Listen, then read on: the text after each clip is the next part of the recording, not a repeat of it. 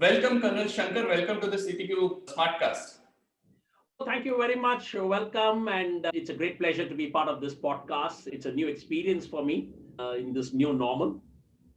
So I know Colonel Shankar personally, but when I asked him to send me an introduction, he sent me a very pithy introduction. He said, just introduce me as Colonel Vembu Shankar, Indian Army veteran, founder Project Sambandh. But I know that there are many aspects to Colonel Shankar, from knowing how to do magic, to philately, to collecting autographs, to being one of the most flamboyant quiz masters that I know, to a great quizzer, to being a decorated army veteran as well. So anything that I've missed out in all of these?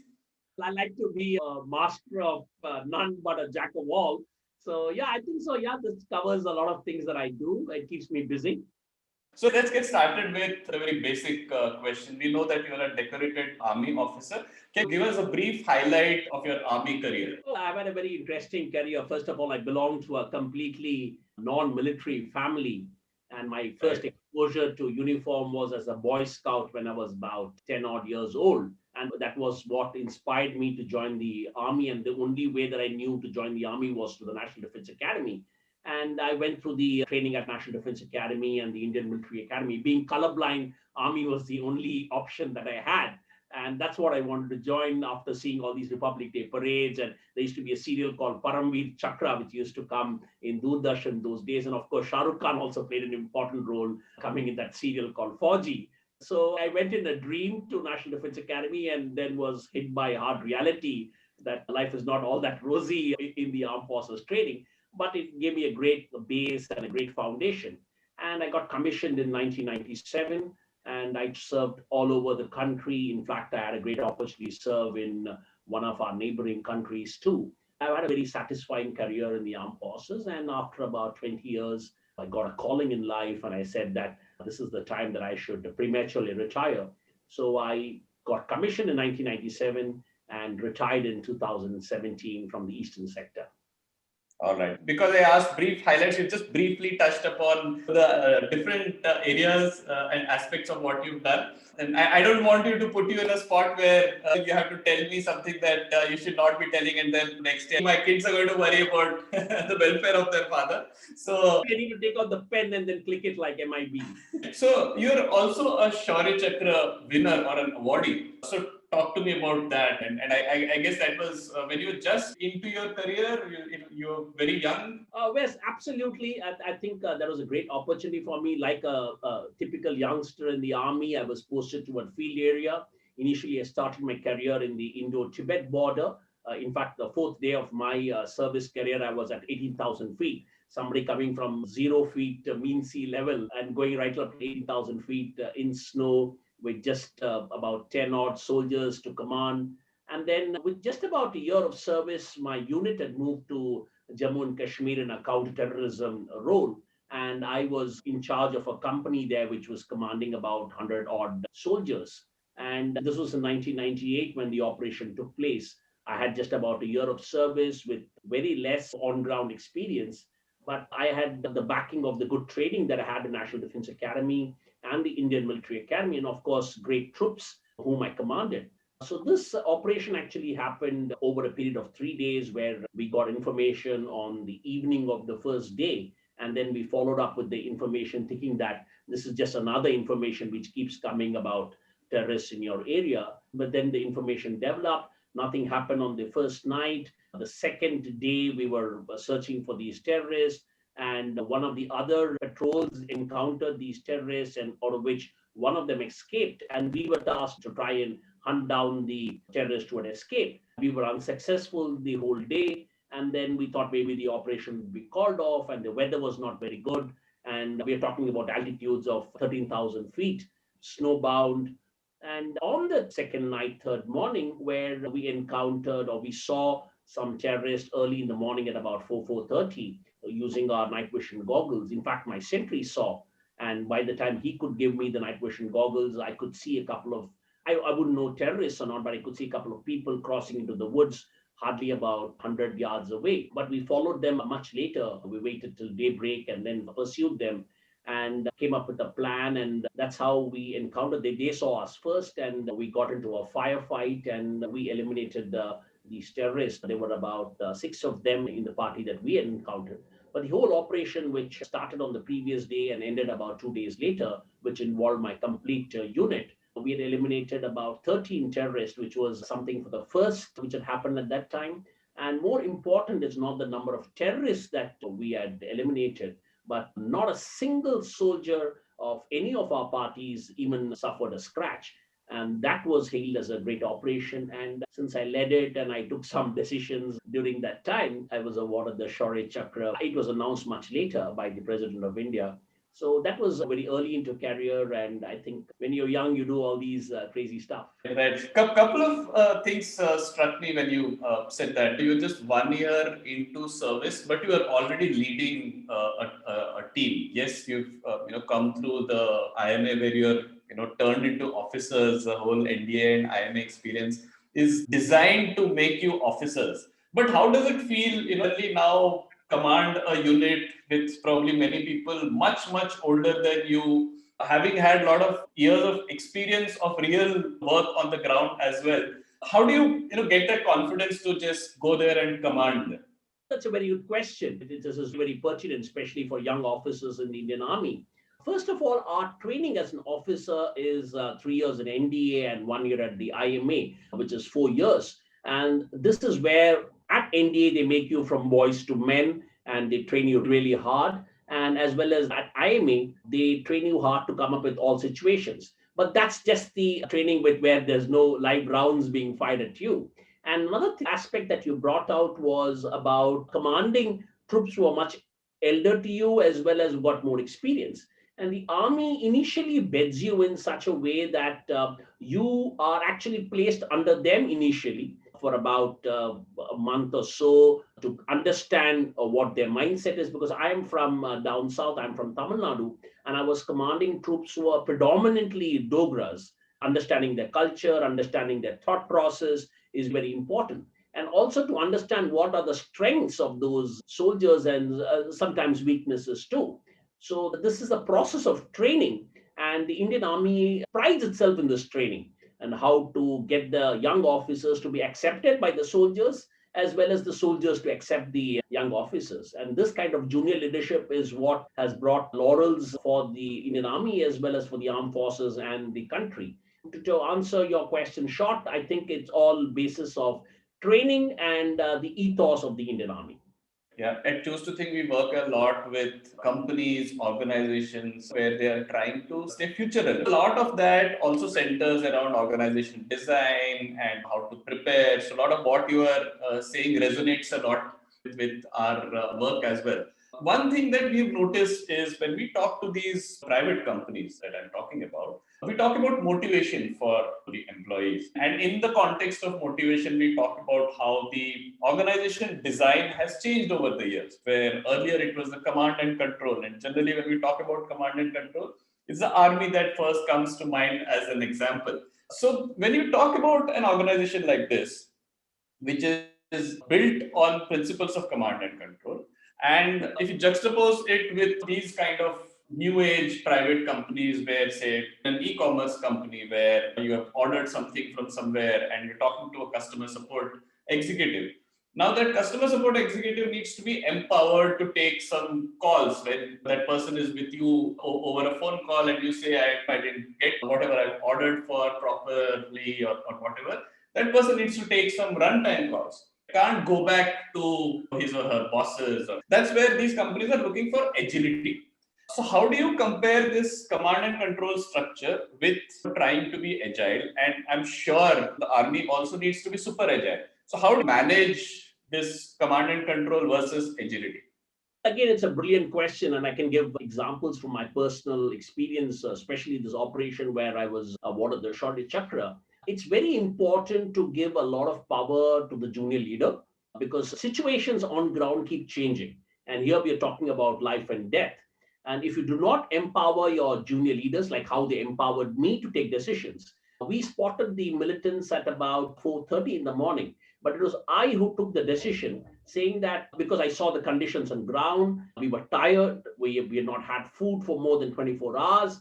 And that's when I decided that it's because I knew the terrain very well because we had trained much earlier for about 3 odd months. We knew every valley, every ridge, we knew every tree actually in our area. So we knew where the militants might go or where would they go. And we had confidence in our training. And that's where I took a decision that let's wait till daybreak, which was about 6:30, before we even start pursuing them. Because for me, I knew that I was confident of my training, I was confident of my terrain, and that's how I took the decision on ground. Whereas the teaching would have taught me that moment you have an experience of contact, we should not leave contact and pursue them. But I took the decision on ground, giving whatever the situation was. And similarly, when the contact happened, when the terrorists started firing at us, we were split into three different groups because we tried to encircle them so that they couldn't escape. And I left the fire control to the junior leaders who were under me. There was a junior commissioned officer, there were a couple of non-commissioned officers, rest were soldiers. But I left the fire control to them. And based on my ability to assess what their strengths were and also how they're trained, because we were trained together, I left the decisions to them. And that's how it worked out. And this is what we follow in the army, that as much of centralization that we do, we like to decentralize such things because the man on ground knows what's best. And we always say that you should know your arc of fire. Your arc of fire, which is the left edge and the right edge, you are the boss. You know who comes in your arc of fire. Somebody sitting in Delhi might not like to dictate what is your arc of fire.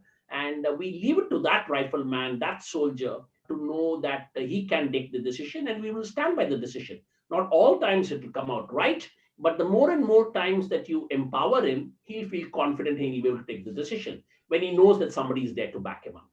Yeah. And how do you aim for this kind of decision making? Okay, so it's a kind of a cycle. The more decisions you take, the better you'll get at your success rate higher. I mean, like to draw a parallel not from the armed forces field, but someone from the sports field. A friend of mine who led India, MS Dhoni, he always talks about this, that you have to take a lot of decisions because he's also someone who takes a lot of decisions in the field. And he says the more and more you take decisions, the percentage of the correct decisions will increase over a time. And this is what I believed in. This is what the armed forces also believes in. Take a decision. It's better to take a decision rather than take no decision at all. And as you more and more your decisions you take, your percentage will go up and the wrong decisions will come down. And I've seen it in my personal life as well as in my professional life. I always take decisions, and it's better to give a quick decision, and more often it comes out. And a critical component of decision making would be information. And especially in an organization like the army, and nowadays private organizations are also structured, there are so many layers. So, how does the flow of information work such that there's no transmission loss between what the Jawan knows on the border and what the general knows in Delhi, and where they are taking such strategic decisions? And how do you distinguish between the strategic part of decision making and the tactical decision making? A good question again. The soldier, we believe in something called need to know basis. Need to know is very important. I need not know how I'm going to solve the Kashmir issue. The soldier need not know how is he going to solve the Kashmir issue. He needs to know what his arc of fire is and what does he need to know if somebody who transgress that arc of fire, or let's say if he is in a line of control or an international border, he needs to know what are his, like we say in Hindi, daina had and baya had, and that is very important for him. So we only give information what is relevant. That's very important. And not everybody needs to look at the bigger picture. You just need to look at what is your specialty.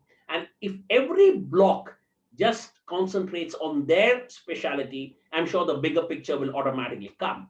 You don't try and solve a jigsaw puzzle by trying to put all the pieces simultaneously together. You just concentrate on that corner piece and see where it fits. And you feel that you are the corner piece, and there will be one piece which will complete the jigsaw puzzle.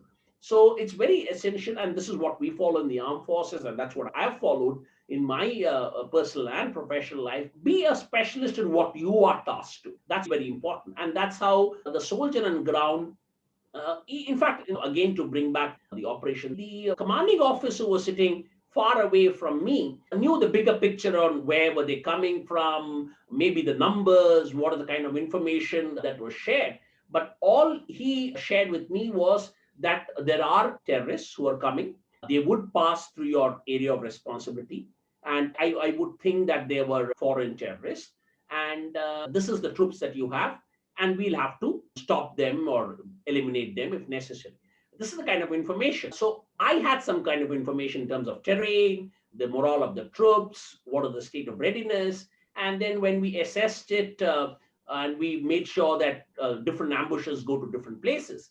But then later, when we did the analysis of the operation, I came to know that the commanding officer had much more information, that how earlier they had moved and did they have an encounter earlier and things like that. But he didn't share it with me. He just told me that this is your area of responsibility, and I don't want them to cross your area of responsibility.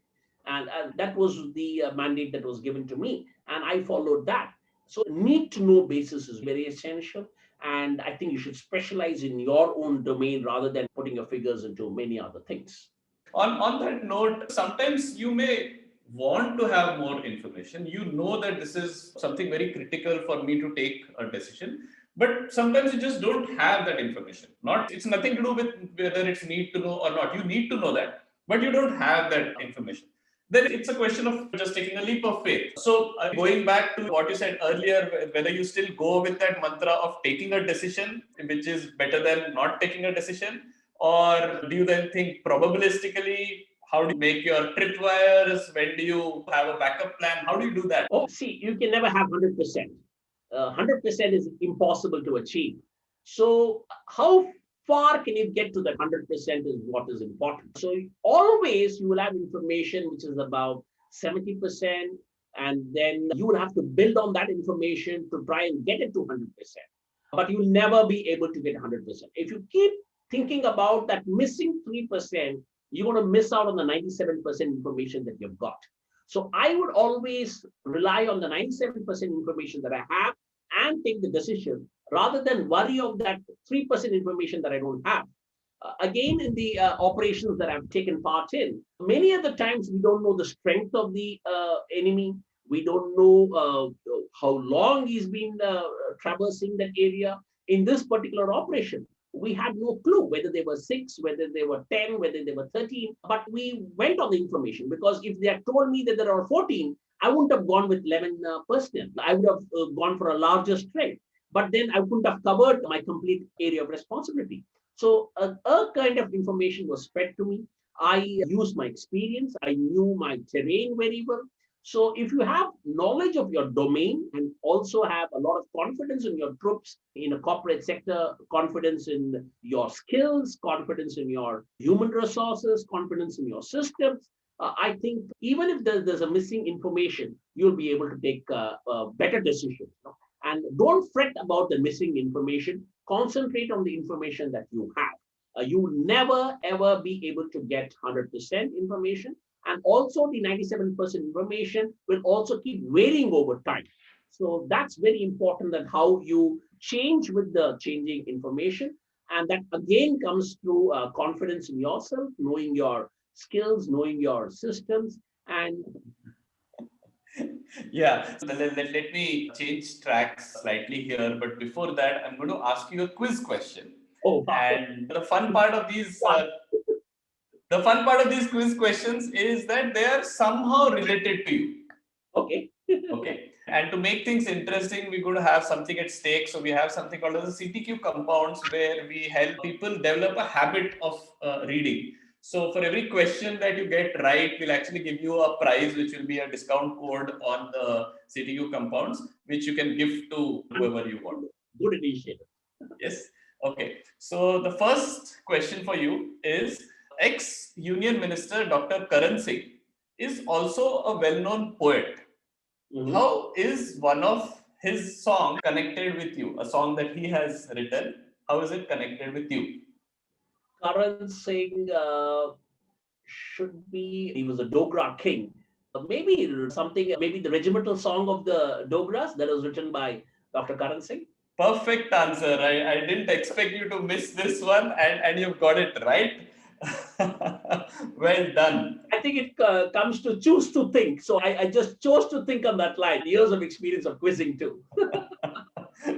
So yeah, your training helped you. Like you say, you sweat in peace so that you don't bleed in wartime, right? Absolutely.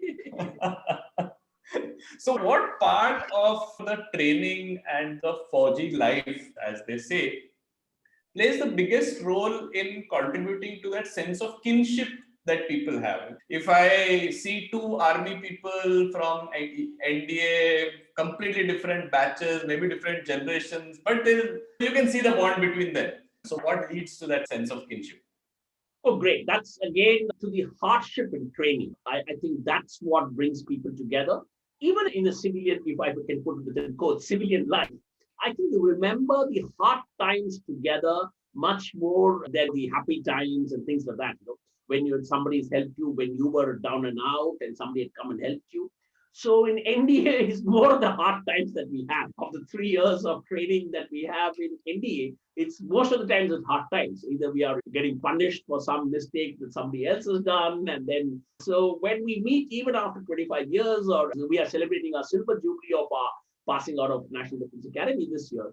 And I think most of our conversation is about the hard times. Nobody talks about you won this prize or you won that prize. Only we talk about the tough times that we had and how it was so difficult and how one helped each other. And I think that's what brings the camaraderie, that's what strengthens the camaraderie, which is true in any field of life. I think you remember your hard times together. And because the armed forces training is such that physically it's very tiring, they push you to the limits of your physical prowess as well as your mental and your resilience. They push you to your mental resilience, saying that, no, would you give up on your teammate? That's what they try and check. And because of the training, we don't give up on our teammate, because this training is what is going to be carried on into our armed forces. We would never like to leave any of our comrades in the battlefield.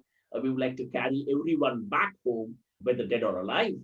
So this is what is important. So this again comes through strong training. So they push you to the limits, and that's where they test. And because of them pushing us to our limits, we get much closer. And that's what happens when you're actually having adverse weather, when it's very cold. Actually, you come together. You come together and feel the warmth of each other. We're talking about it, that it's also like that. In difficult times, you come together. And that's what carries throughout your life.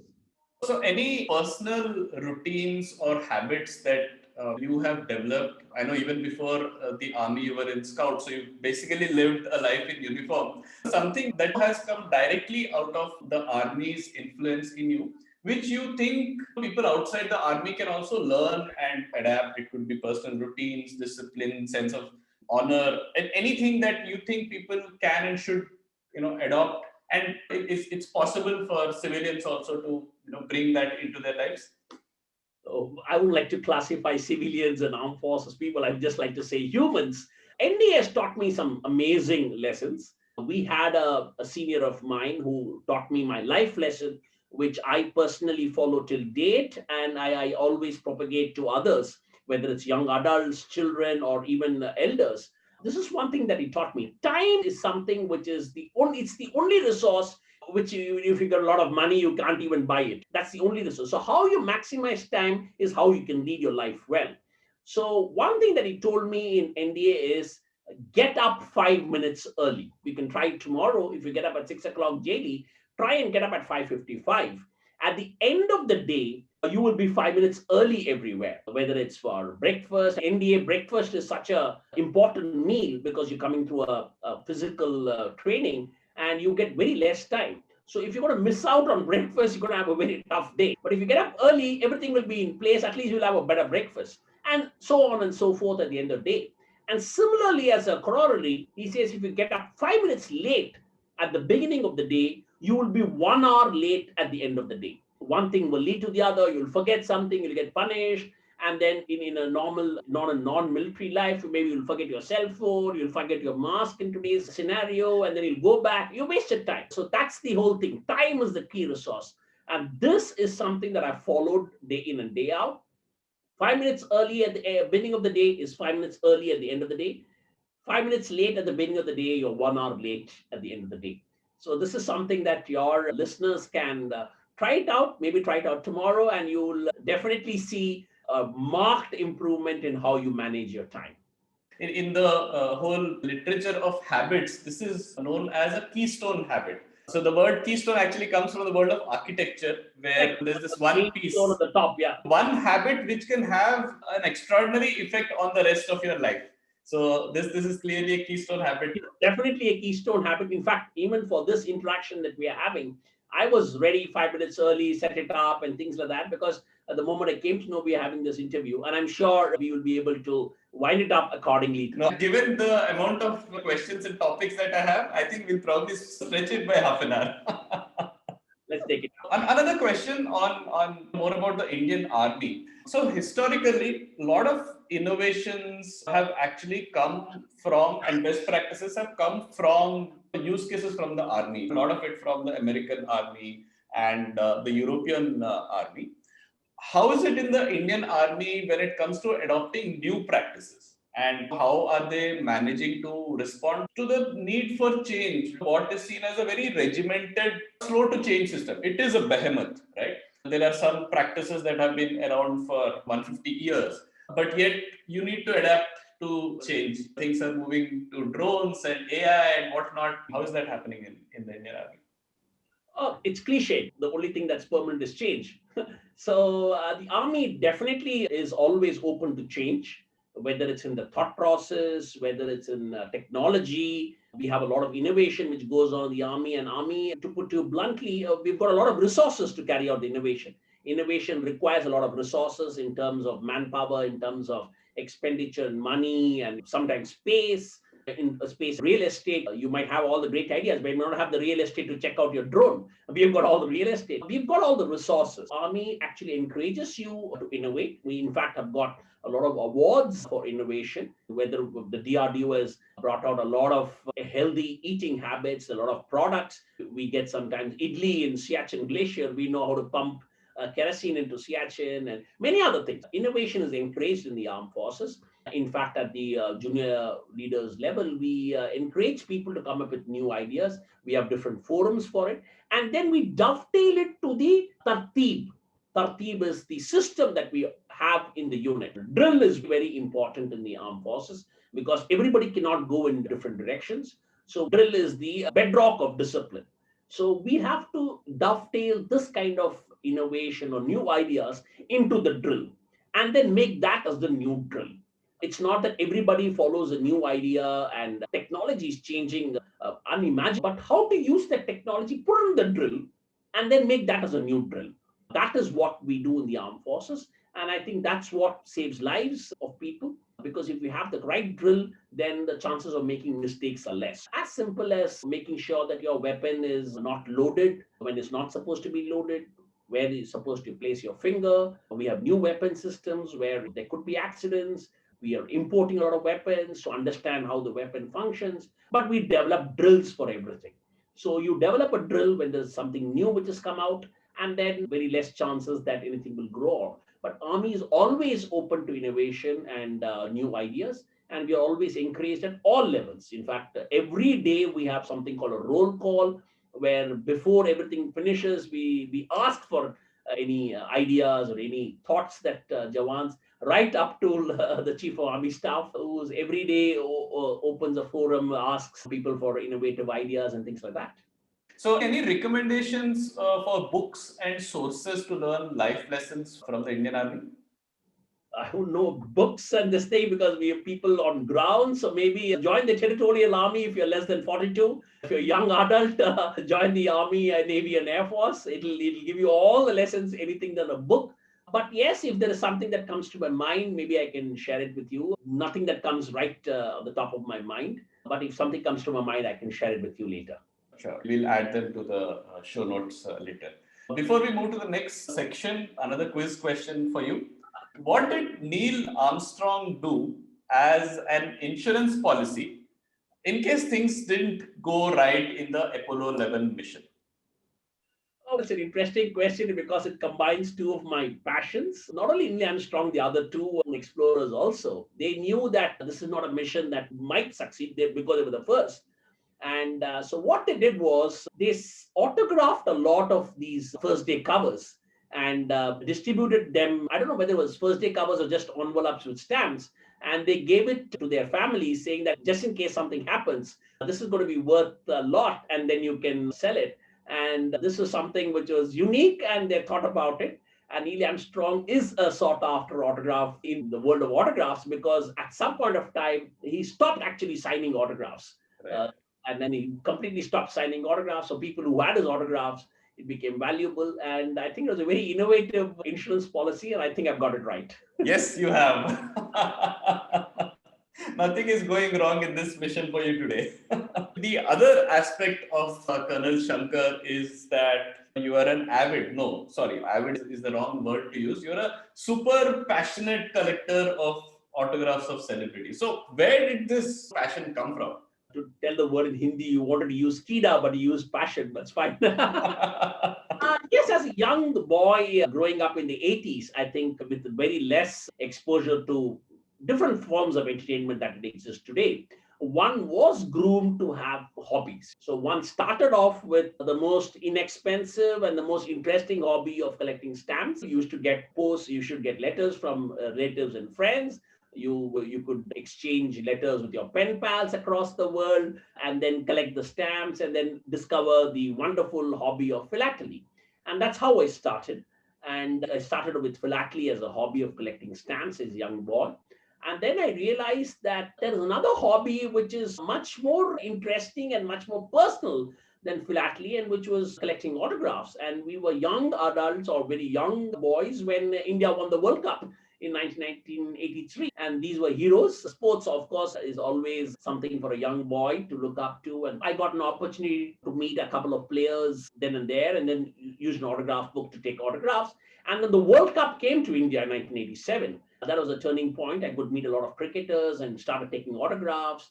And then I realized this was an interesting aspect that I'm having a piece of that celebrity with me. So this intrigued me, saying that I'm holding a part of history in my hand, which clearly says that where the person was, what was his mood when he wrote that, when he signed that autograph, where was I, and what was my economic condition, because I could have taken it on a normal piece of paper, I could have taken it on a memorabilia, I could have taken it on a picture. So it is part of history, which very few hobbies or very few things give you. Even art might not give you that. Art will only tell you who the painter, what was his mood, but then it doesn't tell you. Here in autograph, you actually can put out your mood. You can just say with best wishes or it's a great day and then sign. You have a dated autograph. Art, maybe you don't date, you might sign an artwork. So I found this hobby of collecting autographs to encompass something which will be a slice of history, and I could preserve this part of history, which no other hobby offers. And that's what intrigued me. I started off collecting on scraps of paper, on autograph books, and then slowly started specializing in trying to take it on photographs, on memorabilia, on artworks. I got specially commissioned artworks. I got it signed by them. And I still continue to do it. More than 30 plus years I've been following this hobby. And every day is a great discovery for me. And like I mentioned at the start of this conversation, there are multiple hobbies for you. There's philately, there is magic, there is autograph collecting. So what do you think is the role of hobbies in the life of a growing child slash young adult? How important is it, and what are the ways in which it opens up new worlds and opportunities for children and adults alike? See, hobbies are great places to gain knowledge. And if you have knowledge, I think it's the key for everything in life. Choose to think, I think, believes in that, that if you think that you will be able to you'll get the knowledge. All these hobbies teach you something, whether it's organization, whether it's planning, whether it's how to do your financial planning, your time planning. You have to do a lot of research, whatever hobby it is, whether you're playing an instrument or reading books or collecting something, all this leads to knowledge. And this knowledge will come in handy to you both in your personal life and in your professional life. And hobby actually opens up. And philately, they say, is the king of hobbies and hobby of kings. Statesmen used to collect stamps, such a small piece of paper, and a great ambassador of a country. And this small piece of information will come in handy later in your life and will also broaden your horizon to learn more. And the more you learn, the more powerful you become. In fact, we had a venture capitalist on this show earlier, and he was talking about the kind of people they choose to invest in. And he said one of the things that they look at is whether a person has actually done something in an allied field, has done something around hobbies, has gone and organized a college fair or something like that. Those are the kind of things that they look for. And when you talked about all the skills that you learn as part of your hobbies, including financial planning, that immediately struck a chord. And you know, I've been reading some of these ambushes, as you call it, that you do on these celebrities, where you literally stalk them and go for the kill at the right time. I've seen all kinds of skills and qualities here, right? From what you call as social engineering skills to influencing skills to selling, highly creative ways in which you get these autographs. So can you talk about any fun anecdotes that you remember from this hobby of yours? This hobby is every encounter of these celebrities and getting their autographs is a story by itself. And it was funny that you use the word ambush, which is a very military term. And I consider this as an operation. Getting these autographs as an operation, and it predates my military career. I've been ambushing much before, so I don't know whether my hobby helped my armed forces career or the armed forces career has helped my hobby. But it's been dovetailed. And yeah, I've got a lot of stories, and I think one of the stories of where because all this requires a lot of planning, and you need to know how to approach a celebrity, how to be unique, how to achieve your aim, which is to get the autograph. It's only in today's world that you also want a photograph or a selfie, but it's the moment that it's of getting the autograph, which is very important. So one of the things that comes right into my mind is I came to know that Pele was coming to India after a very long time. He had come sometime in late 70s to India. He had come to Calcutta, and he was again coming to Calcutta. And so I was posted somewhere in the eastern sector of India. So I said, okay, this is a great opportunity. And Pele is, I think, one of the few sportsmen people will recognize across the world. And he was someone everybody idolizes, and getting his autograph would be a great idea. So I knew it's going to be difficult because Pele coming to India is one thing, but Pele coming to Calcutta is another thing. Coming to Calcutta, which is like football crazy, and I think even gods can pass by, but not Pele. So I had to come up with a lot of strategy. I had to do a lot of planning. I had very less time. So I said the way to maybe go about is to choose the a spot. In an ambush, you have to choose your spot. Where do you think your target would come? That's a very important part of planning. So I knew the moment he steps out of the airport, it's going to be very difficult. After that, I wouldn't have much control. In an airport, it would be a little secure environment. And to get access into the airport is going to be very difficult given the security systems and things like that. The only way I could have done that was use my connections as well as try and be another. Also, you have to be not sticking out like a sore thumb. You have to blend into the environment and things like that. And there would be many like me who would also try and do this, that they would also know that this is the place. Airport is a great place that you can maybe try and get the autograph. But then I have to be one more step ahead.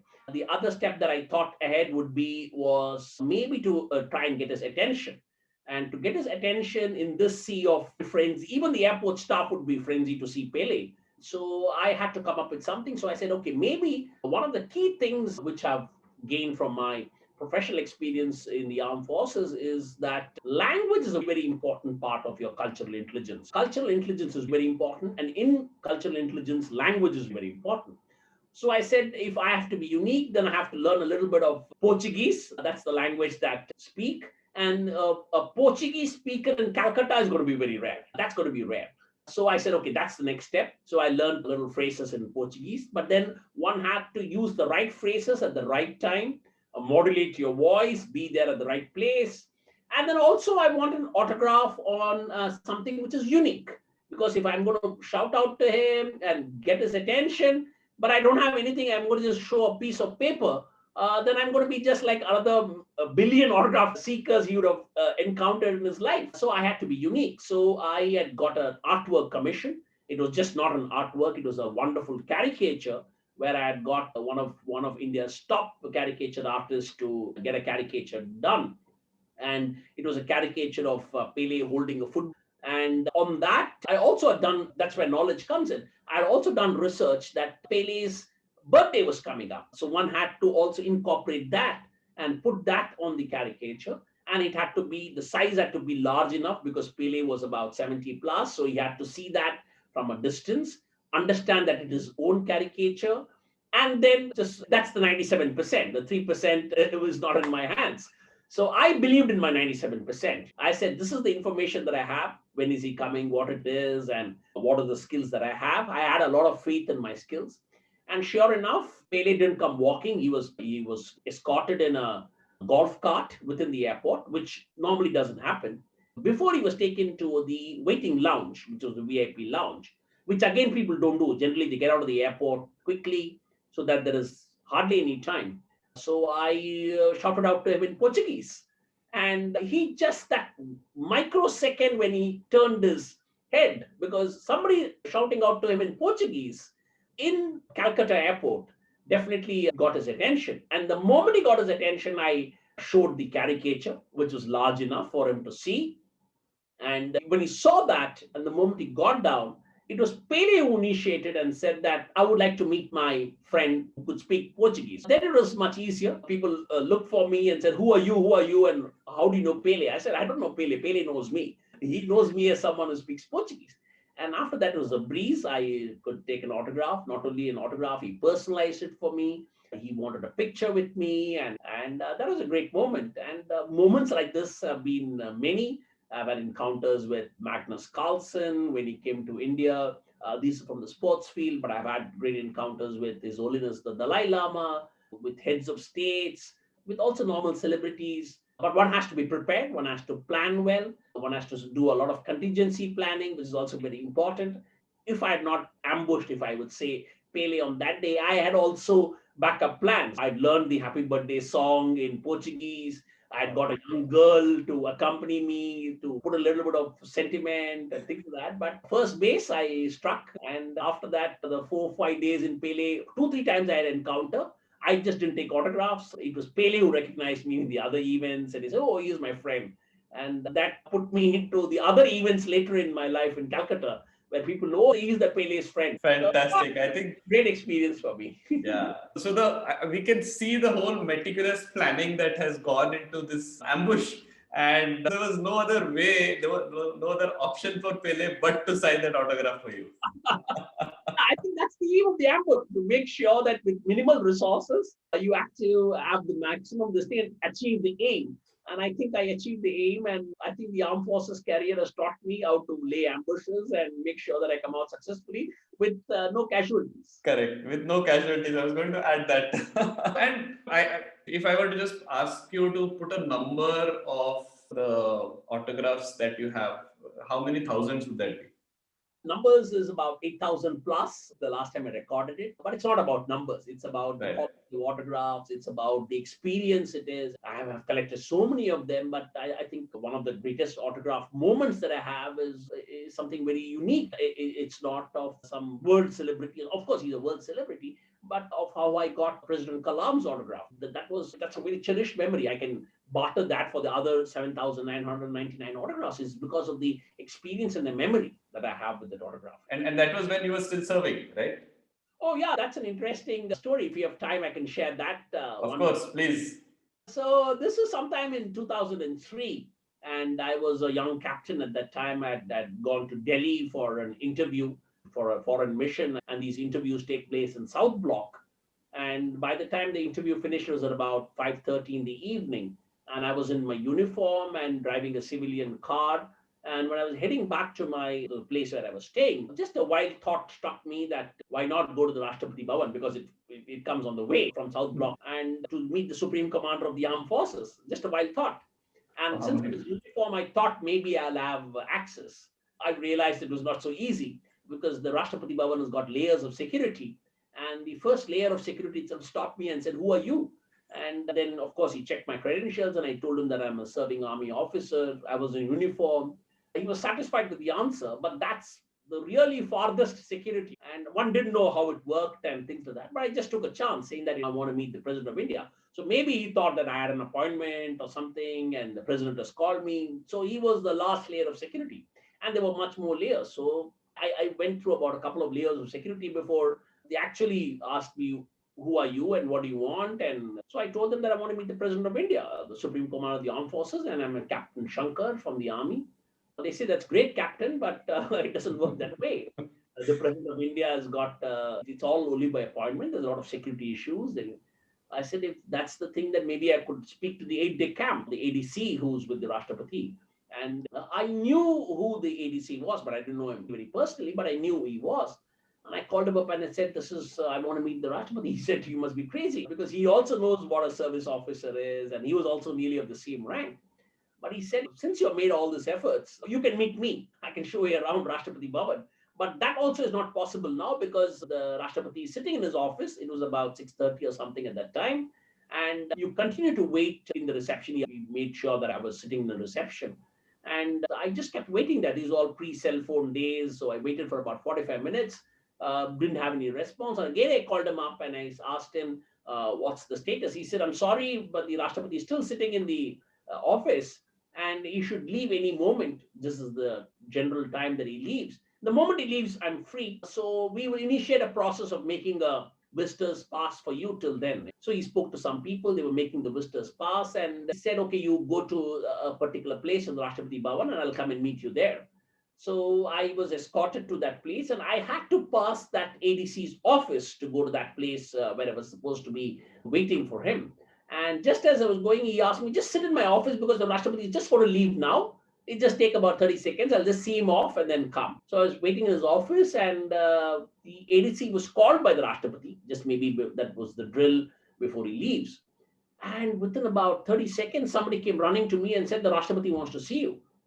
And I was like taken aback. And apparently the ADC has, in the passing, made a remark that, yes, there's a crazy army officer who wants to see you. And the Rashtrapati said, yes, why not? So I was ushered into the Rashtrapati's office, where very few people go into the Rashtrapati's office because they have designated areas where he meets visitors.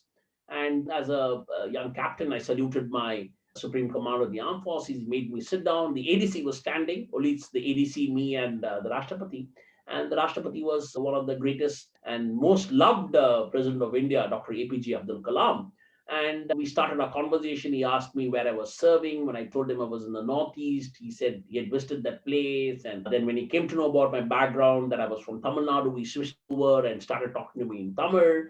And he made me so at home and said that you're my guest and you should go around the Mughal gardens. He was directing the ADC saying that, oh, you take him around Mughal gardens, although it's not open for public. Then I still didn't diverge from my aim. My aim was to get his autograph. This is all great to see Mughal gardens, which I could see later also. I want his autograph. So I told him that I'd already had an experience with a president because I was awarded the Shaurya Chakra. I had an experience of meeting the Rashtrapati and getting the award from him. And I told him that I've met President Narayanan earlier and I've come to the Rashtrapati Bhavan to get the award. But this was a surreal experience. But still, I want your autograph. That's what I want. He said, I sign only autographs for children, but you have made a lot of efforts. I will sign an autograph for you. And he asked the ADC to get us a card. He had made a card to sign autographs for children. And he got me the card. It generally has got printed autographs, which he just distributes. But this one just had the card with a picture of His Excellency, the Rashtrapati, and a quote. And the quote was relevant and relevant to the interaction that we're having today. He asked me to read aloud like a child. That's what he typically does. He says, repeat after me. And he says, oh, read it aloud. So the quote said, learning gives creativity. Creativity leads to thinking. Thinking gives you knowledge. And knowledge makes you great. Or knowledge is power, something like that. And he asked me to read it loudly. And then he signed it saying that, dear Captain Shankar, with best wishes, APJ Abdul Kalam, the 23rd of March, I think so, 2003. As an autograph collector, it's like I told you, it's autographs are a slice of history. It clearly says that who's it is addressed to, where was he, what date, what was his mood. And so I have a piece of history with me, which was lifelong, which we are keepers of history as autograph collectors. So that was my greatest moment. And when I left the office, I was asked to sign a register where you have to put in your credentials, whoever enters the Rashtrapati's office. Then I saw there were heads of states of other countries. And here I was signing Captain Shankar or some Israeli prime minister or somebody's name written just a couple of names ahead. I said, wow, here's a record that I'm going to maintain. And so people ask me, what about the photograph? Did you take a picture? And these are all, of course, pre-digital era and things like that, the pre-cell phone era and all. I said, the picture is in my mind. Like how I've narrated the story, it's as if I'm reliving the whole experience. Of course, I've met President Kalam much later also as a former president, but it was the greatest moment. And these are the moments that I cherish being an autograph collector. Many more are there. Out of the 8,000 autographs, maybe I'll have some 3,000 stories. But this is one thing that I cherish of my life, of getting the autograph of the President of India. Yeah, and the people's president, and I think this is an example of why he was called the people's president as well. Absolutely, absolutely. And he was an amazing man, a great autograph signer. He also came up with funny things. He said, no, he will give out printed autographs. He will sign just APJ to get more people. But that particular autograph, he had signed his complete name with address to me, with his wish, with the date. And that's something special. And of course, he was a great man and great thoughts, and someone that I followed, and I still continue to follow his values and his teachings. And I think he was a great president. And continuing on the whole autograph topic that we're talking about, you've also brought out books of caricatures, collectors' cards for kids to go and become like you, go and hound cricketers or Formula One drivers as well. So a lot of these things that you've done have involved doing things that you are not really trained for. I remember you once telling me that you've now picked up graphic design skills, which were, I'm sure, no way expected of you in the Indian Army. Did you have any formal training, and how did you go about picking up these kind of skills? Oh, these are some things that I thought that will add value to the autographs, because what typically happens is children take in scraps of paper or something, and they will throw away the autograph without realizing that they're holding actually a part of history. So I came up with certain collectibles which will encourage children to take autographs. So brought out books on the World Cup winners, 2011 Cricket World Cup winners, Formula One, on Chennai Super Kings, and of course supported by MS Dhoni, who was the captain of both the cricket team and Chennai Super Kings, who also believed in this idea that if he is giving an autograph, then people should keep it. And like I'm able to relate with the APJ Abdul Kalam's autograph memory, I'm sure when they become older, they will be having something to show. And so if it's just going to be a scrap of paper, then people might throw it away. And in the process, I realized that it's graphic designing, like what you said, is very important. And hit and trial is what I did. The resources to learn are immense nowadays. It's how you tap and spend your time correctly to learn. I think the internet has opened up a lot of avenues, and the pandemic has taught us that you can learn a lot online. And if you do a wide range of reading and seeing things, then you will come to know these skills. So specifically for these graphic design, initially my books were big, which was unwieldy. Then I realized that it's better to have it small, so it's easy for the autograph collectors to go. The quality of paper, how autographs work on glossy paper, how autographs work on non-glossy paper, how caricatures are a little more activating than normal photographs, how small caricature cards are respected worldwide. You could exchange them and things like that. It should be easy, also inexpensive, because as a young collector, maybe you won't have the money. Your parents might not be able to give you so much of money that you would be able to buy a bat every time you want to get something signed. All this is surely through experience of collecting and learning. I think the resources are immense nowadays. You just need to know where to look for. And if you follow the right kind of people, I'm sure you'll get ideas. And then you get focused and learn a particular bit. So I learned a lot of designing software skills. One thing that I used was InDesign. And now you ask me to make a book, I can make a book in 6 hours. But initially it took me about 6 months to just compose it in a normal thing with so many mistakes and things like that. Time, like I told you, time is a very important resource. So if you have the skills, then you will be able to save on time. I think that to answer your question, I think the learning opportunities and the avenues are many. It's all available. You just need to look, and I think you can get the skills. Right. In fact, if you can look carefully in the bookshelf behind me, you will see a copy of Broom, you will see a copy of Stump, you will see a copy of Howsat as well. So yes, they have the pride of place. And I don't know if you can see it. I also see your autograph book, which I have, which is The East of Kanchenjunga. So let's move to the next question that I had. You are one of the foremost experts in India on Bhutan. So how did you go about building that expertise, and where did you start? How do you keep yourself updated? Because it's not you're just reading about India in your school curriculum. It's not like that, right? It's a completely different country. Yes, it was part of your line of work, but how do you go about becoming an expert on a country? It started off as a professional assignment. I was selected to go to Bhutan as part of the training team. The Indian Army trains the Royal Bhutan Army. So it is part of my professional assignment. And like I mentioned to you, I would like to do things which are complete. So I said, okay, this is just not a professional assignment for 2 years. I need to know about the country if I'm going to make an impact on the work that I'm going to do, or how I'm going to contribute. So the first things first was to try and learn about the culture. Again, the hobby comes in. The first one of the first stamps that I collected was of Bhutan, because they used to produce these unique stamps of 3D stamps and stamps on foil and things like that. So I had a little background of Bhutan as a philatelist, and this is a great opportunity to go on ground. So I was posted to Bhutan. I was, in fact, lucky to be in Thimphu, which is the capital of Bhutan. And the first thing that I did was to understand the culture and to learn the language. I think that was a very important thing, like I brought out earlier. Language is a very important part of cultural intelligence. When I say language, one need not be a degree holder, or somebody who's got a formal training in any language. What you need to know is conversational language. That's very important. You should be able to start a conversation and express interest that you connect with the other person in the language that they know. This is what I started off, but then I got much deeper into their study, and which eventually resulted in helping come out with the first Hindi English Zonka dictionary, because I found that a lot of our Indian Army personnel go to Bhutan, especially the soldiers, who I thought if they have a dictionary where they could relate to the Hindi word and the Zonka word, they will also be able to make a certain difference in the Indo-Bhutan friendship.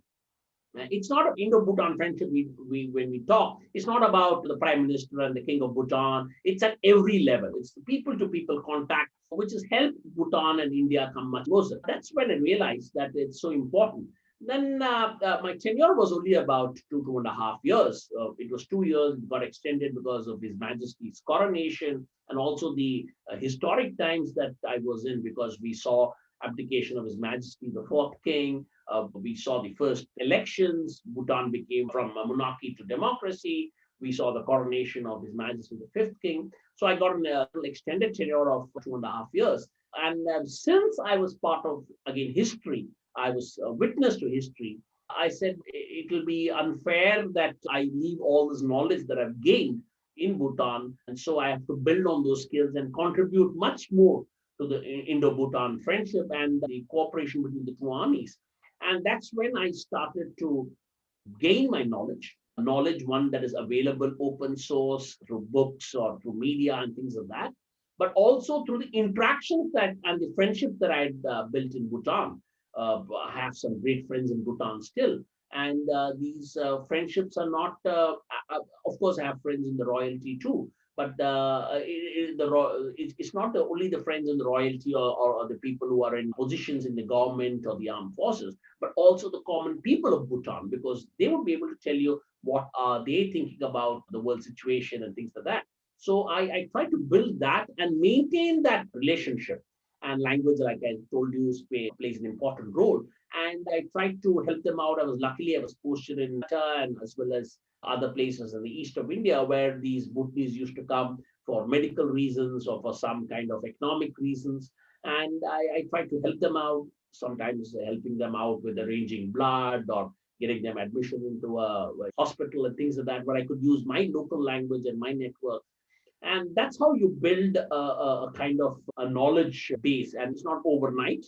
You need to nurture it and believe it, and with no aims and, oh, this is what I am going to achieve. It's nothing like that. You just have to have the aim clear that let's build the Indo-Bhutan friendship stronger.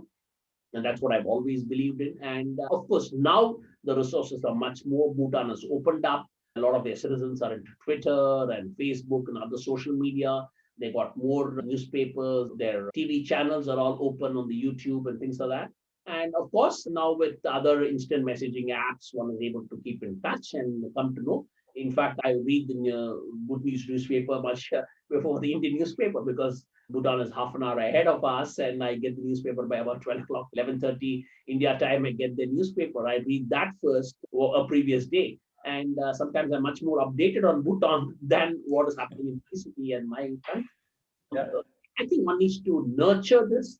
It's not that you try and specialize in it. I wouldn't say that I'm an expert on Bhutan, but I can say that I can contribute significantly if somebody wants any knowledge about Indo-Bhutan friendship as well as Bhutan as a country. And in the process of doing this, in those 2 years, any tips or tricks that you used for knowledge management, how you would take notes, or was there something like a Pareto analysis done that, okay, if I know 20% of the language, I should be able to do 80% of conversation? Anything like that that you did? Oh, of course, language is always like that. Whether it's Pele or it's Bhutan, you should know what are the languages, pleasantries, emergency, things like that. In fact, I helped in this book that is placed here, which is Facts About Bhutan. This is one of the first books that I worked with another Bhutanese author. And during the process of writing the book, I discovered so many things. So, how did I organize the language? So, first and foremost, for an outsider, all Bhutanese will look similar. Everybody would be called Dorji. So, it's how important that you store the right information, have the keywords right in their contact itself by saying that, okay, this person is from a particular department, everything in the contact field itself. So the moment he calls, I can immediately relate, okay, this is the person. And then one could save their photographs as part of contact. Now it's become so common, but in those days it was. So let's say I'm going into a briefing or going to meet someone, and I know that I've saved this information. Let's say I was advising my general and he's going to meet. So I will give him the brief tips on how I've saved. And this was digitally saved because the smartphone had just arrived at that time and I could save that. And I used to make small notes and keep it just before going for any meeting and things like that. Because everybody started looking similar and the names are all similar. So you need to have certain small qualities which I should write it down. And over the period of years, I've built that up and I have genealogical charts. Marriage and divorce are very common. You should know that this person was married to so and two wives before that was this person. Better so that you don't invite the wife and the girlfriend together. So I make notes. So genealogical charts were there and many small this thing and see the newspaper and make sure that photographs are there and things like that. So yeah, knowledge, you can start off with just by saving their contacts with maximum information. Let's say they went to St. Joseph's School, batch of 1997. Try and put as much information in the contact itself. Okay, so this person has gone to St. Joseph's, so you can always talk about Darjeeling or his classmates in St. Joseph's 1997 batch. Then you talk about somebody from St. Joseph's 1997 batch. Automatically, the link becomes. And that's part of social engineering that I follow. Fantastic. Before we move to the last and final section, one more quiz question for you. So the four concentric circles as designed in the form of Chakravyuh and are named after protection, sacrifice, bravery, and immortality. What are we talking about? Which was designed by Yogesh Chandrahasan of VB Design Lab, Chennai. You've touched something very close to my heart, and this is it's a wonderful design. And in fact, I've met that architect who has designed that. And this is you're talking about the National War Memorial in New Delhi. Perfect. The Tyag Chakra, the Amar Chakra, the Raksha Chakra, and the fourth one. Virta Chakra. Virta Chakra. Yeah. And it's a wonderful monument, and I would encourage your listeners, to whoever goes to Delhi, to go and have a look at this wonderful monument, which has been very well designed. The design is still evolving, and I'm sure the present state is just about 2 years old, but it's been very well laid out, and it's got names of all those armed forces personnel who have laid down their lives in operational circumstances. Their individual names are written in each of these plaques. And then, of course, you have the Amar Chakra, which is there right in the center where the eternal flame is burning. And all these are casualties which have happened after 1947. So to answer your question, you're talking about the National War Memorial in New Delhi.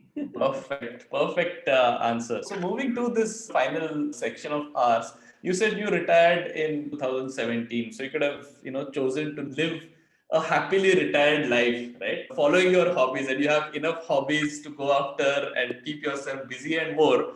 But you've taken up a very noble project. Can you tell our listeners more about this Project Sambandh that you are now part of? Maybe I wouldn't have retired at all. I would have continued in the armed forces, and I had just about 20 years of service, and I could have continued for another about 14 odd years in the army and maybe risen the ranks and things like that. But then I was fortunate to get a calling in my life because I was posted in the eastern sector of India. I was commanding a unit there. And that's where I realized that the army, apart from the operational casualties, has also a lot of casualties because of non operational reasons. And one of my tasks as the commanding officer of the unit was to document and mention about these non-operational casualties. And these non-operational casualties are classified as physical casualties in the army. The people who die in operational circumstances are called battle casualties, like the one that I mentioned in the National War Memorial. The battle casualties names are inscribed. We've got about 27,000 odd battle casualties from 1947 onwards. But then I realized there were 2 or 3 dying every week or every 3 or 4 days. And when I started doing a little bit of research, I found that the Indian Army loses 1,500 every year. And this was a large number. And it intrigued me because I also was close to an airport. And I used to facilitate the movement of the mortal remains and also receive the next of kin, maybe their spouse or parents or brothers, and understood that there's a huge gap in how they perceive the armed forces. And there was a gap. And when I started doing a little bit of research on those families which have lost their loved ones in such circumstances, that's the non-operational, the physical casualties, which is basically of 4 reasons, either because of medical conditions or accidents or suicides or fratricides. Then I realized that there needs to be a way to connect with them because over a period of time, their connect with the armed forces is lost. And then I took a conscious decision of taking premature retire from the army. So people initially discouraged me, saying that, oh, I've got a career ahead of me. It would give me promotions, ranks, and things like that. But then I realized that being in the army and trying to do something like this would be very difficult because my primary aim would have been to serve the country in whichever appointment I was. And for this, I would require a lot of time. I would require a lot of independence and movement. And so I said, okay, let me retire. Let me prematurely retire. And financially, I had to take a decision because one would just get pension. Luckily, I would have got pension because I had put in 20 years of service. But then I had little advantages of being single. With the pension, I could survive. And also I had not too many expenditures. So I said, okay, maybe I will be able to sustain myself and do this project without being employed in any commercial firm. And so I answered this calling. And that's the reason why I retired from the armed forces. And it's not the other way around that I retired from the armed forces and started Project Sambandh. So the next of kin could be spouse and children as well as their parents. And the aim is to establish a connect with them because initially the connect is very strong. When the soldier dies, the whole organization is with them, help them out. But as the time progresses, the connect is lost because of various social reasons, financial reasons, emotional reasons. And because the connect is lost, they do not know that there are many schemes, entitlements, grants which are applicable to them. And they're unaware of it. And because of which I'm trying to help them establish the connect so that they can feel again proud that their loved one served in such a great organization called the Indian Army. Right. So can you give me some examples of what this connect is and how you have helped these next of kin?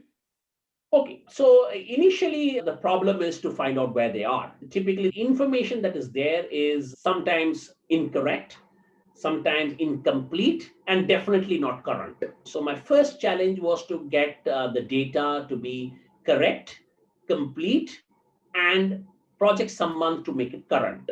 So this was the challenge. So it took me nearly about a year and a half to travel across India, to talk to a lot of armed forces authorities, to try and get this data organized in such a way to make it correct, complete, and current. Correct and complete, I could manage in certain ways. Correct, I got. Complete, still, I've not been able to do it. But most important is to make it current. To make it current, one had to travel across, meet these next of kin. And that's when I realized that most of the data is not current because of the various financial, economic, and social reasons. What typically happens is when the soldier dies, the spouse and the children typically goes to the in-laws place. This is the typical Indian setting. Socially, this is what is acceptable. And the widow and the children go to the in-laws place because at least there they would get out of the three basic needs of roti, kapra, and makan, they would at least get the roti and makan, and of course they'll get a meager pension, which is about from 9,000 to about 20,000 rupees. So, which is very difficult for the next of kin to survive independently. And also, once she goes to the village setting in the in law's place, she realizes that the quality of education for the children is definitely marked down because the children earlier when the man was serving, when the soldier was serving, they would have gone to a good army school or a central school, and now they would have to go to a government village school because they wouldn't be able to afford a private school because of the less pension. She realizes the quality of the education is really affected in 2 years. And also, there are a lot of other social and financial reasons also, which forces the next of kin to move out from the in law's place. She says, okay, for a better life for herself as well as for the children, she moves out to a better place, mainly with education in the back of the mind. And the army, unfortunately, still has got the data of when the man died, which is the in law's place. So there is no way that this data can get updated or made current till the time the next of kin takes some efforts. Because many a time she wants to break this connect for various reasons. Many of them are social reasons because of the interaction with their in laws, interaction with the immediate society, how widows are treated in a rural environment, not in rural, I think in all environment, because of which this connect is lost. And I try and go out and find out where these next of kin are and try and establish this connect. And over these years, I have traveled across India. So many of them, I've traveled to Jammu Kashmir is one of the places where I have established a lot of people, Jammu Kashmir, Himachal, down south. What I also do is also build awareness that these next of kin of these physical casualties are the most neglected because the army has got a lot of schemes. Unfortunately, the focus is elsewhere. So I also try and talk to the armed forces authorities to bring out the plight. In one such visit, I had gone to a place called Sundarbani, which is there in Jammu Kashmir. And I met this lady who was hardly about a kilometer away from the army cantonment. And I came to know that was not the address that was what the army authorities had, but I had got out from someone that, yeah, she lives somewhere here. And when I met her, she said that she had lost her husband just 2 years into marriage. And the husband was a young soldier, and they already had a child, a girl child, who was just 1 year old when the soldier died because of some medical reasons. And when I met the mother and the daughter, who had just about 15 minutes to spare for me because they were rushing to school, when I interacted, she said that she was a teacher and she had built her skills after the soldier had died and made sure that the child also goes to a good school, private school. And when I met the child, she was in ninth grade, and I asked her what her aspirations were, what her ambitions were, and whether she was in reciprocity scholarship, which she said she was not in recip because she was not aware. And the first thing first, I helped her fill up the forms. But more important that I asked, when I asked her what her aspirations was, she said she wants to be a cardiologist. I was really taken aback. In a small place in Sundarbani, here is a young child, a girl child, who's talking about being a cardiologist. And I was really impressed. And when I came back to my home state, I tried to put it up in my social media and then tried to reach out to my friends saying that this is what Project Sambandh is all about. If I just corresponded with them on email or on telephone, maybe I would have just filled up the scholarship form for them and given those 14,000 rupees. But since I met them, I could make out that there was a confidence in that young girl in such a small place, and her ambition was very clear.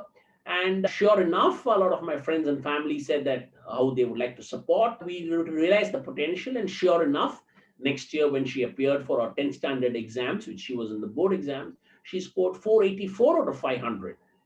That's a story that I always tell people, that if you've got the jazba, the fire in your belly, you will be able to do it in spite of the circumstances. No father, single parent, financially not well to do. And today, I'm proud to say that my friends advised me that being in Sundarmani is going to be very difficult for her to prepare for her medical exam. You have to go step by step. So it's better that she moves to a little better place where she can get some coaching. So today we have helped move to Jammu, which is a bigger place where she's undergoing coaching. She's staying in a hostel. Her mother is working in a school in Jammu, staying again single. And my friends and families are supporting me financially. Some people are supporting me. Some people are advising her in her preparation to become a doctor. Somebody had gifted a laptop and things like that. But it's not about the money or the financial aspect, but it's because of the connect we will be able to make sure that this kid achieves her aim. And you have to build the right environment for her. And this could only happen because of Sambandh or trying to reach out. And this is one of the thousands of stories, like my autograph stories. Each interaction is a story by itself.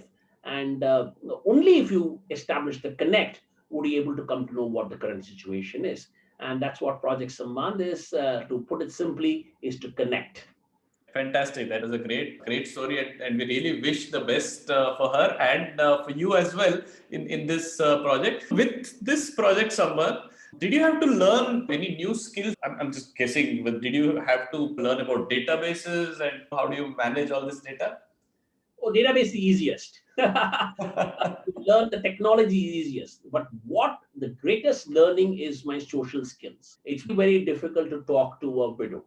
How I interact with the widow, how do I approach the subject? Every time you can't ask, how did your husband die? The husband might have died because of suicide. You're again pulling her back on the trauma. I've just learned it through sheer experience. It's difficult for a man to talk to a woman in a rural setting. Most of these widows are young widows, age group from 22 to 35. That's the maximum. Talking to a young widow, very difficult, especially when you're going to a rural setting, single man going there. It's difficult when looking out for when you got data of a particular widow and going there.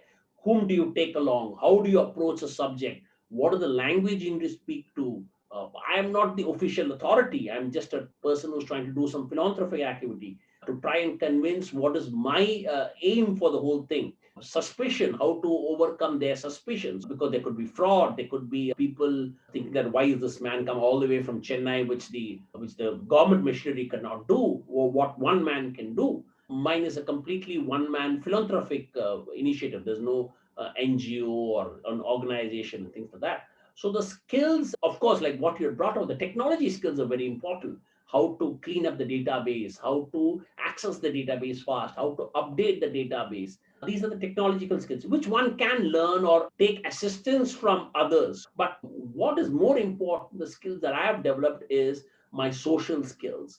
How to interact with these next of kin, how to talk to the armed forces authorities. In fact, just before this interview, I was talking to a commanding officer and he was telling me, I just helped you and took up this course because you have the power of motivation and convincing me. And this I've developed because earlier I used to project a negative or a not positive picture, saying that, oh, you have not done this, you have not reached out. Now I say that how you can reach out, I make it positive.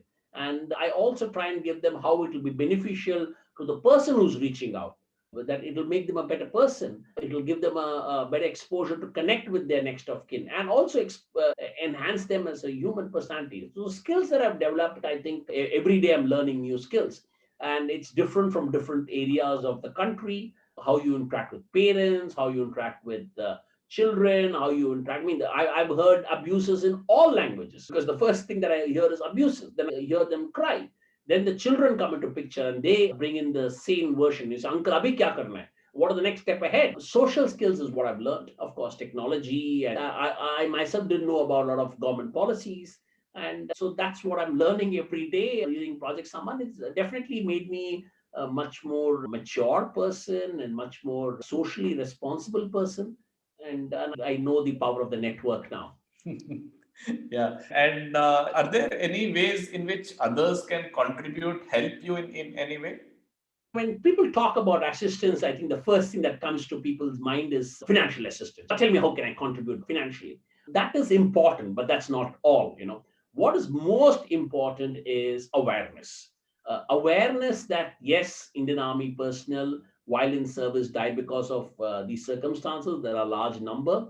And unlike any other corporate sector or any other government sector, the armed forces, the next of kin suffers the most because they won't get any compassionate employment. Women are not just now women have started getting employed. You won't be able to give jobs to them. They're all young widows. Most of them are single breadwinners who have died. One guy gets on the armed forces, the whole family is being supported, unlike any other profession. So awareness, yes, the next of kin of physical casualties are the most affected. To begin with, that's the start. Number two is to make sure that if you want to contribute financially, then the best way is I can connect you to the right group of children, and one can directly contribute. And in this also, I always say that it's better to give a limited amount and bridge the gap rather than give a large amount and or expect photo opportunities where you're presenting a check and things like that. So because I'm not a registered organization or something, I wouldn't be able to take any donations and things like that. So I would connect you to the right kind of children, basically for education, and a small amount, maybe of 12,000 rupees a year or something, which is 1,000 rupees a month, would be contribute for a particular child per year. And depending on the amount, one can identify and deliver. But financially, again, I would like to say that that's not the must. The most important thing is to build awareness, establish the connect. And if you've got any special skills, if you've done some research and things like that, I'm most open. I like to learn how to deal with victims, next of suicide victims, or how rural women in India in a particular area behave on loss of their loved ones, or what is the relationship between in-laws and daughter-in-law and things like that. So if somebody's done research, I'm most open to that. Those figures will give me a better understanding. And what's the best way for people to get in touch with you? I'm available on the email, which is the Project Sambandh. I will share it with you, or you can put it on the show notes, the Project Sambandh at gmail.com.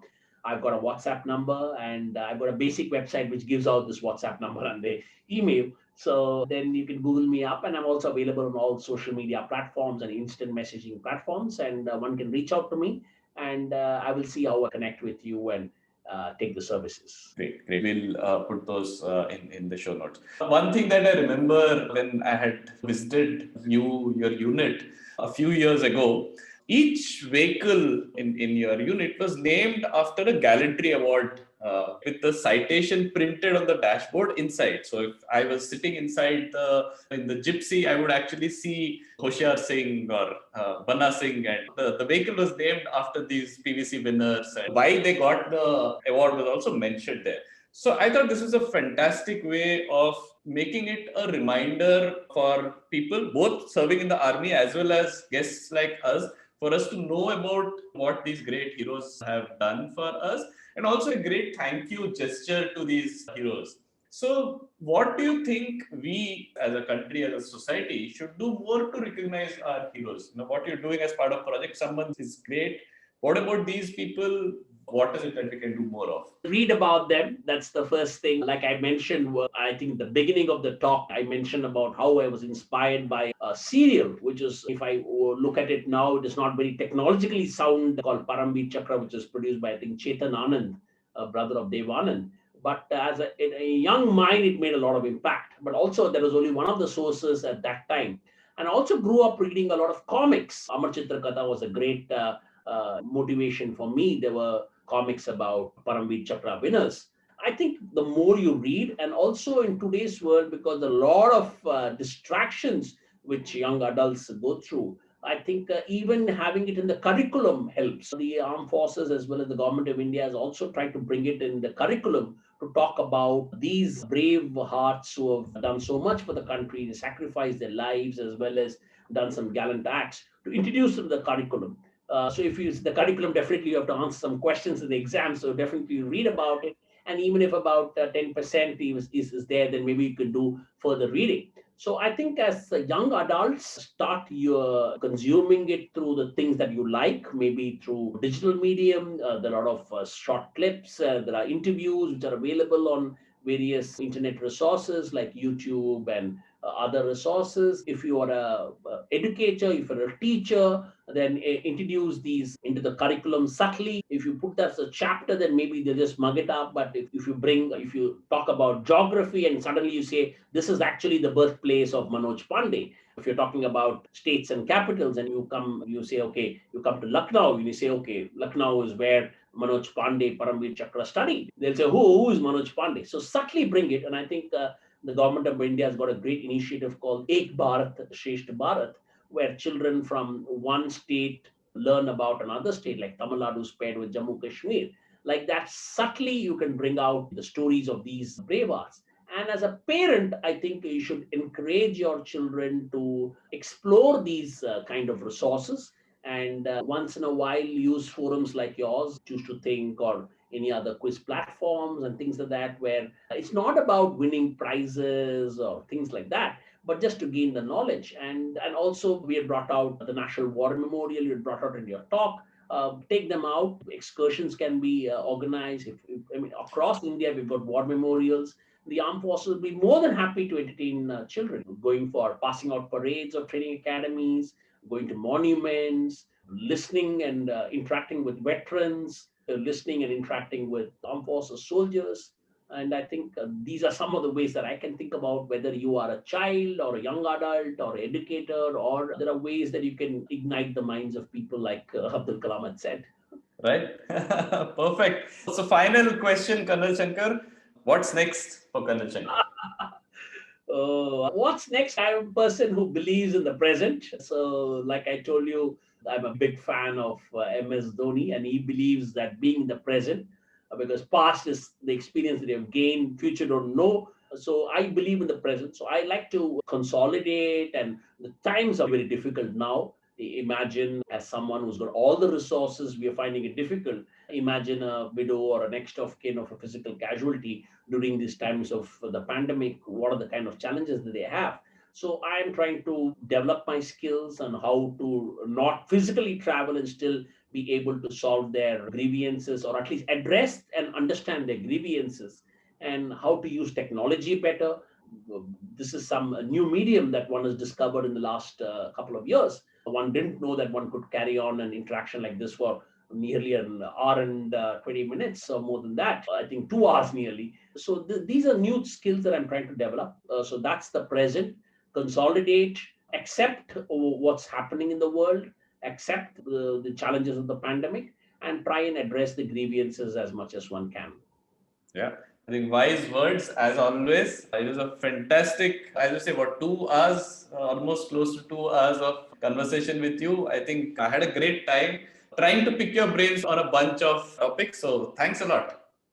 Thank you very much. It was great interacting with you, and I'm sure your listeners will also could have gained some insights. And all the very best. Stay safe, mask up. I can maintain social distances, and I think that's the best way. And accept, control the controllables, as Control the MSD. controllers.